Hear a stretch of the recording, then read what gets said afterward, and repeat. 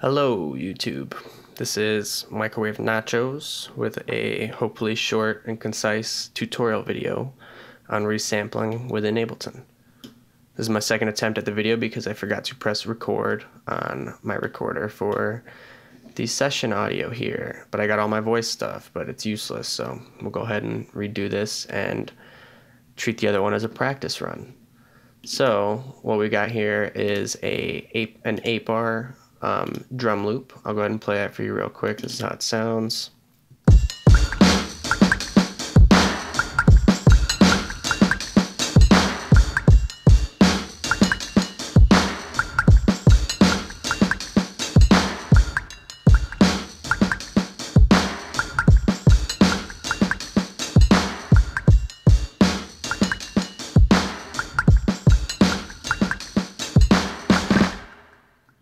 Okay, cool.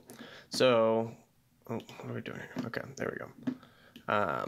This originally, how I tend to do things to get things started, now that I've been working in Ableton a little more, getting off the hardware, so it's hard to kind of get things going. So I just start with one simple instance of a drum rack, right? So I would just start with this one. I'd put all my samples in. Typically I'd have my kicks right here, maybe my snares, and then whatever else I used here, all these perks here. Finger drum or program the entire thing in one drum rack, but then once the beat is programmed, I'll tend to split into certain groups. I like to keep the kicks separate, the snares separate. I tend to get away with just keeping all the rest of the percussions in one group, but sometimes you may or may not have to separate other things. But with drum racks, it makes it really easy to, you can just go in and adjust the individual levels of each one, or you can get really specific with like the sampling, or some of these have a little bit of processing on the specific cells of the drum rack of each of these cells themselves. There's a few reasons I tend to resample.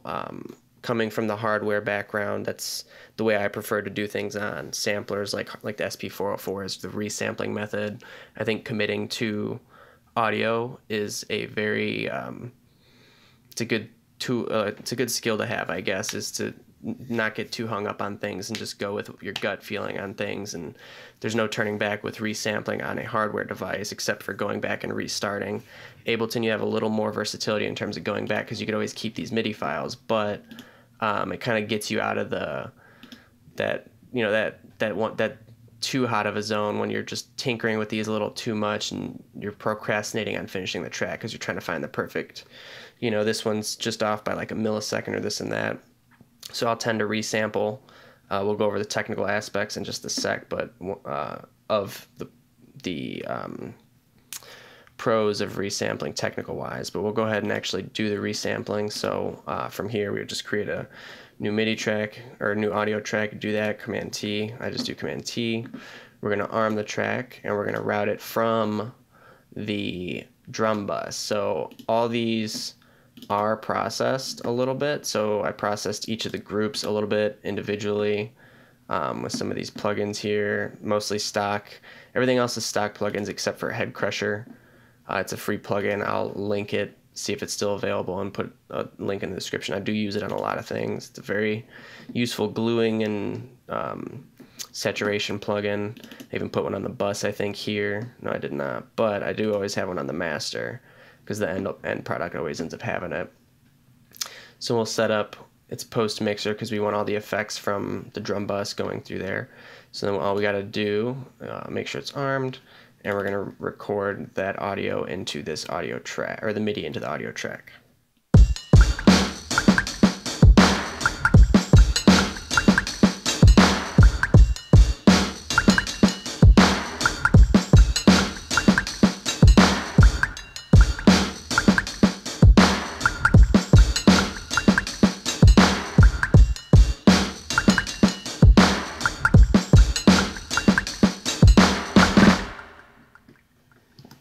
Cool. So now we have a drum loop processed in audio form. So it's all these bussed and processed into an actual audio waveform that we can't go back and change at least not MIDI wise. We can always go back with the like Ableton's warp functions and stuff like that and move some transients around, but it's not going to be the same. I should also note that I had a dummy track in here. I don't know why I have all this processing on here, but so we'll go ahead and turn that off. But I have some stuff side chained to the dummy track, which is just on the on the downbeats, and then I also like I said, I like to keep the kicks separate because I'll also sidechain stuff to the actual kick pattern itself, kind of get stuff pushing and pulling in terms of the breadth of the song. So now that we've got that done, this is what we ended up with.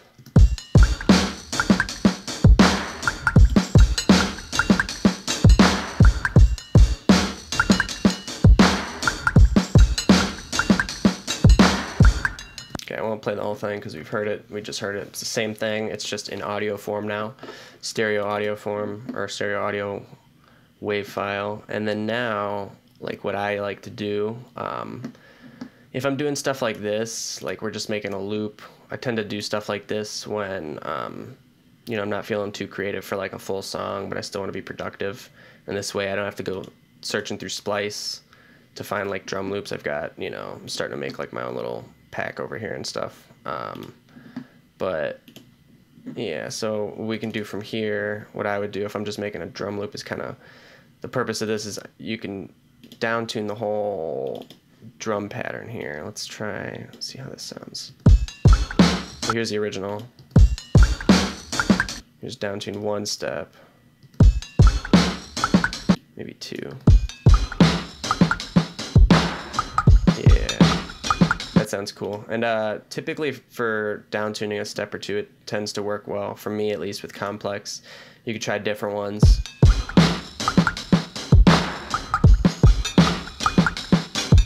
Get different, textures and stuff. Get crazy. I don't really tend to up-tune drums, but I mean, for percussion, sometimes it works, but we'll go ahead and put this back to complex, see what...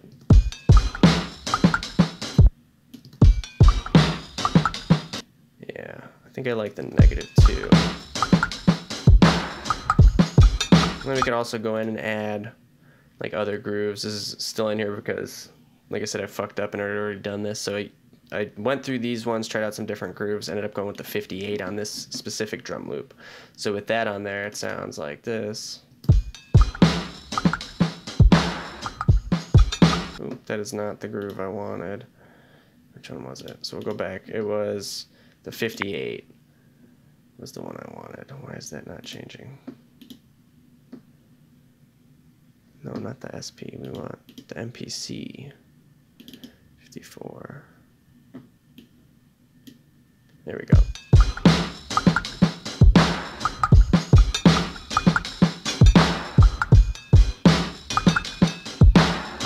So without any of the groove. Like, it's still already swingy, but I don't know, I kind of like it swingier.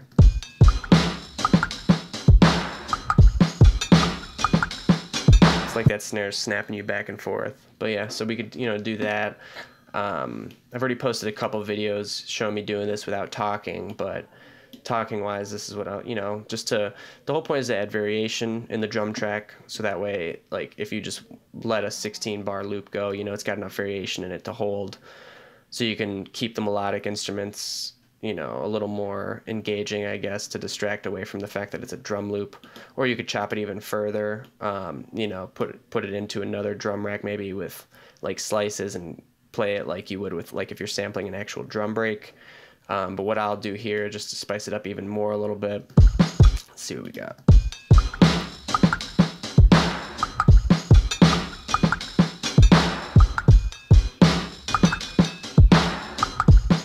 Oh, we'll do it right here, actually, because I know we got a little.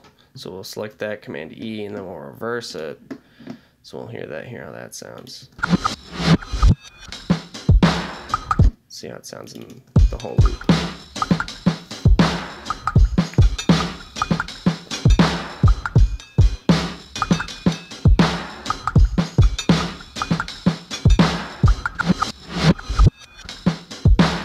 I think we need that snare in there on the 2. Could probably do that, so let's see.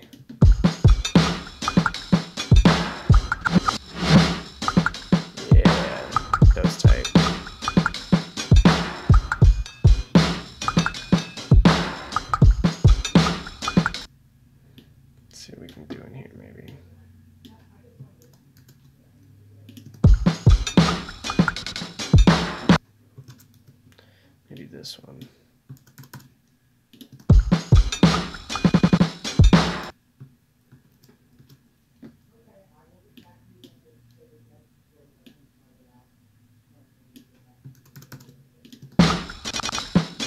It's not bad. Kind of simulate that SP404 glitch effect. This is really sloppy, but I'm trying to save some time. Every time I try to make these tutorials, they always end up going to over 20 minutes, and I don't want that.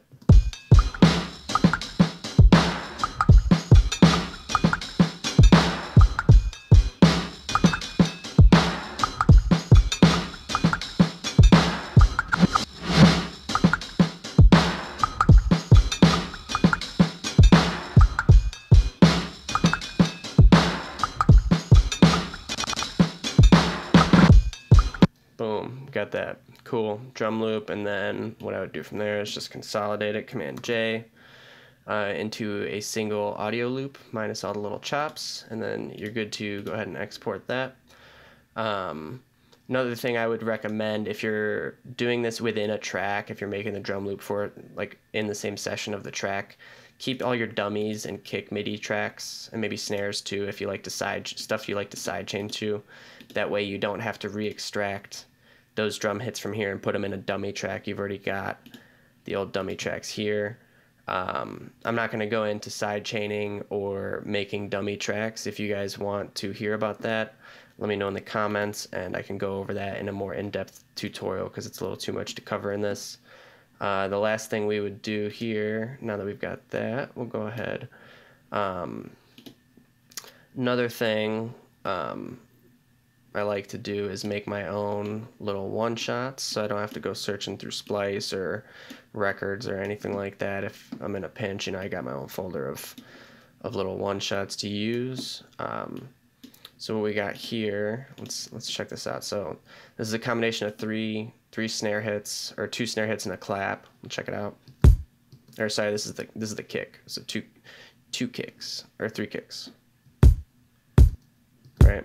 Let's turn the loop off. So you got that. So this is the individual kicks themselves. That was 1, 2, 3, and then together you get a nice fat punchy kick. Now if you notice, there is no processing on any of the channels or the bus. The bus is just to have the routing. It's a little easier, or you could resample from the whole thing, but we'll get to that in another video. I do believe in it's like in film, you know, like they say the director, like 90% of their job is casting, right? You choose the right person for the right role, and they do most of the work, and they bring the writing of what your vision was to life. So I spent a good amount of time picking out a couple good ones that would make a good kick of what I consider a good kick, which has a lot of body. It's punchy. It's got a lot of low end, but it's not too muddy. Unless you want that, you could always make something like that. But that's why there's no processing on here, because the processing itself is the resampling of 3 different, or layering of 3 different kicks together. So we'll do the same thing, Command T, create a new track, except we'll set the extension in from the one-shots bus, the whole bus, and then we'll go ahead and just repeat that same process of hitting record, make sure it's armed, post mixer. All right, mute that. Now we've got, sorry if you're hearing a bunch of vibrating on my phone, it's blowing up right now. So now that that's muted, we've got this. Boom, and from there we can even downtune even further if we want it as a collective whole. You know, get really dirty with it. Depends on what you want. I kind of like that. Nah.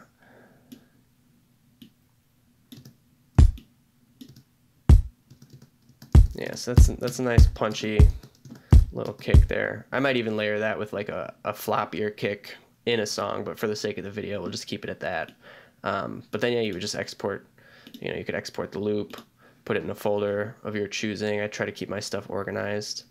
And then we could do the same thing with these snares that I've selected over here. What do we got? So we got 3 different snares, right? Like I messed up and said earlier, we got snare 1, snare 2, sorry, snare 3. Actually, that was a clap. And then together, you got, right? So then we just resample that, hit record, boom, muted. We muted this bus is what I should say. Now we just got the audio tracks. Right, you've got a nice kick and a nice snare. And then, for instance, how easy it is to just make a new track now. Say you were to open up a new project and you open up a drum rack. You know, you just drop these bad boys in here into a drum rack. Let's see where I'm at on my kick.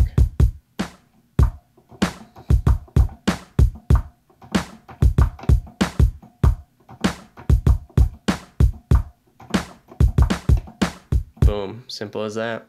And then you got your track going, get a nice kick snare pattern, lay down a melody, some bass lines, and you got yourself a track. If there's anything in this video you've seen that I could have done more efficiently, feel free to let me know. I know there's multiple ways to do a lot of different things within Ableton or music in general, so feel free to plug in if there's different ways in the comments. If there's anything you would have liked to see me go into more detail about, let me know. I will probably make a video on sidechaining eventually, but if there's other topics, feel free to put them in there. Don't forget to subscribe and like the video if you learned something. I hope you did, and I hope I see you next time.